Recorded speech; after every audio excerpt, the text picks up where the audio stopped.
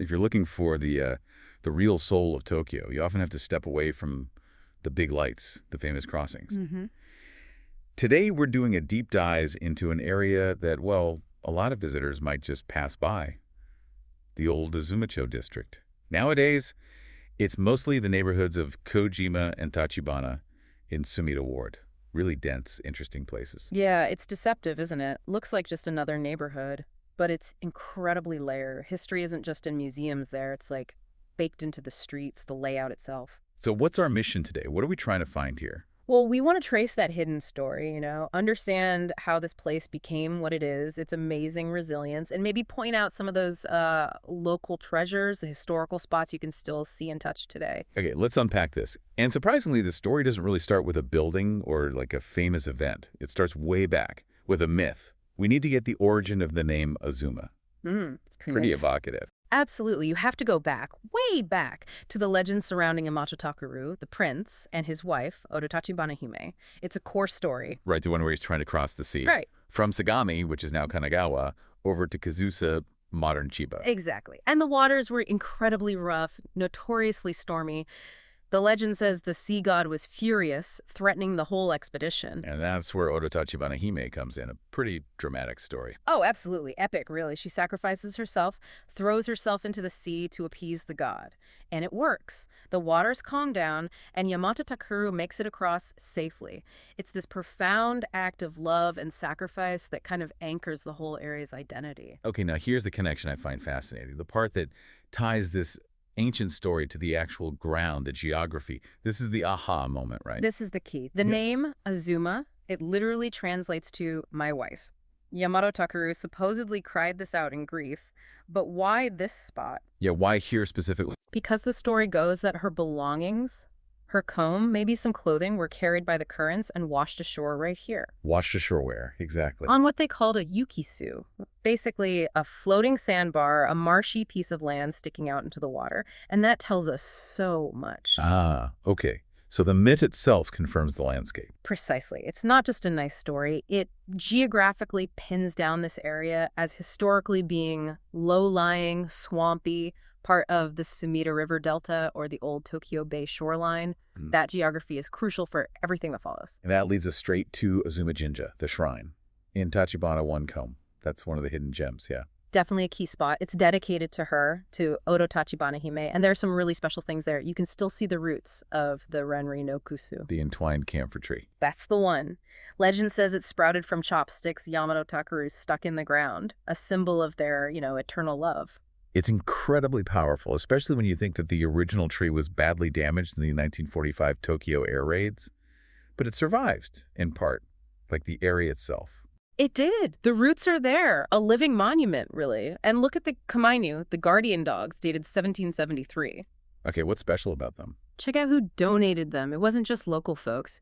Many were wealthy merchants from Nihonbashi, places like Tsukiji, Honmachi, important central districts. Huh. Why would merchants from the city center donate way out here? Because of the myth. Her sacrifice calmed the sea. So Azuma Jinja was seen early on as a protector for anyone working on the water sailors, fishermen, river traders. It connected directly to the city's maritime economy, protecting their livelihoods. That's a great connection. Myth, geography, economy, all tied together. Okay, so moving forward a bit. Edo period. The area stays known, right? As Azuma no Mori. Yeah, Azuma Forest. It was quite famous, enough that the big artists knew it. Utagawa Hiroshige included it in his 100 famous views of Edo. Ah, the Ukiyo-e master. And there's that little detail for the art fans. Yeah. The print title calls the famous tree in Azusa a catalpa instead of kusu, the camphor tree. A classic slip-up. Maybe the carver misheard. A little human error preserved forever in art. Exactly. But maybe even more important for Tokyo's story is the bridge that led people to the shrine. You mean Azuma Bridge? Azumabashi? That's the one. Its name comes directly from the shrine. It was the main path across the Sumida River to get there. And that bridge's history is Tokyo's modernization. Wooden at first. Then Japan's very first iron bridge, right? Yep. And then the red steel one we see today. You can track Japan's industrial leap just by looking at that bridge's history. Okay, this is where, for me, this story gets really compelling. Because the area's original challenge being low, marshy somehow becomes its Well, its saving grace. It's connected to how it survived later disasters. That's the incredible part. Azuma-chō, particularly the Kyojima area, largely survived the Great Kanto Earthquake in 1923, and even more surprisingly, the firebombing of 1945. Hold on. That needs emphasizing. Yeah. We know areas right next door, like Honjo, were just wiped out, turned into firestorms. How did Kyojima, mostly old wooden houses on soft ground, avoid that? It seems impossible. It's a total paradox. The best understanding from the sources is that because it was low-lying and swampy, it developed slower. It didn't attract the big factories, the dense industrial zones like its neighbors did. So, less fuel for the fire, essentially. Exactly.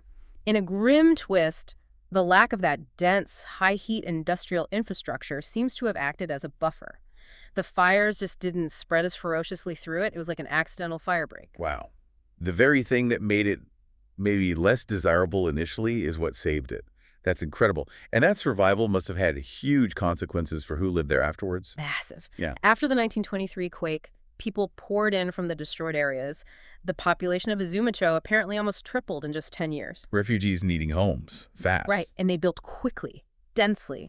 That rapid influx created the Kyojima we see today, those tight clusters of Nagaya, the traditional row houses, and those incredibly narrow, winding alleys. Which is why it feels so different today. It's like stepping back in time almost. Another hidden gem for visitors, right? The neighborhood itself. Absolutely. Kyojima is an architectural time capsule. Not because it was intentionally preserved, but simply because it survived.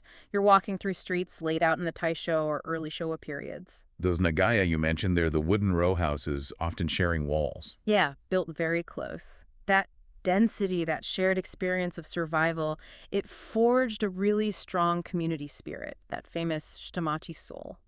And where can you feel that spirit most strongly today? I'd say head straight for the Kirakira Tachibana shopping street. Even the name tells a story. Kirakira Tachibana. Okay. Okay, Tachibana connects back to Ototachibana-hime. What about Kirakira? It means sparkling or glittering. It reflects this, vibrant, energetic community spirit, maybe hope, resilience, despite everything. It sounds like the opposite of a sterile mall. Oh, completely. It's the real deal. Old family shops selling handmade tsukudani, those preserved simmered foods or traditional sweets. It's the heart of the community. And they keep that connection going with events. Yeah, things like the monthly Sunday morning market. It keeps people connected, keeps that social fabric strong. It shows how history shapes the present community. So we've got survival, preservation. What about things that were lost in the name of progress? That brings us to the final layer, this idea of a lost river ghost walk. The Hikifunagawa. Right, the Hikifunagawa River, or maybe canal is a better word. It was vital in the Edo period for transport, pulling boats, hikifune, with goods. But like so many waterways in Tokyo. Exactly. By the early Showa era, maybe the 1930s, it was polluted, seen as unhygienic, and frankly, in the way of modern development. So they filled it in. Paved paradise, as they say. Pretty much. The river's gone, but the name lives on. There's Hikifunagawa-dori, the road built right on top of the older riverbed, and Hikifune Station, of course. So walking along Hikifunagawa-dori today is literally walking where the water used to be. A ghost walk. Yeah, and it's fascinating because you see the contrast so clearly. You've got stretches with the old, low-rise surviving buildings right next to these big modern redevelopment projects, especially near Hikifune Station, the high-rises. That tension between the past that survived and the future that's arising. That's it, exactly. And it sums up the whole area, really. Azuma-chō's geography, from the ancient marshes hinted at in myth to the dense patterns created by survival, it's all interwoven with its history. Art, disaster, resilience. It really shows that the true depth of Tokyo isn't always in the famous landmarks. It's places like Kyojima, where the buildings, the street names, the whole vibe tells this continuous story of, well, endurance and a certain kind of energy. A very strong community energy, that collective memory of getting through things. It's probably why those narrow streets still feel so surprisingly warm and alive today. So a final thought for you maybe as you walk through Kyojima or Tachibana, perhaps tracing that ghost river on Hikifunagawa-dori. If the very thing that made this place disadvantaged, the low ground, the dense maze-like layout, was what saved it from fire, what happens now? As modern redevelopment, like near Hikifune Station, starts to potentially erase that same complex structure, does it lose some of that built-in resilience? That's the question, isn't it? The tension playing out right now, something to definitely think about when you're there.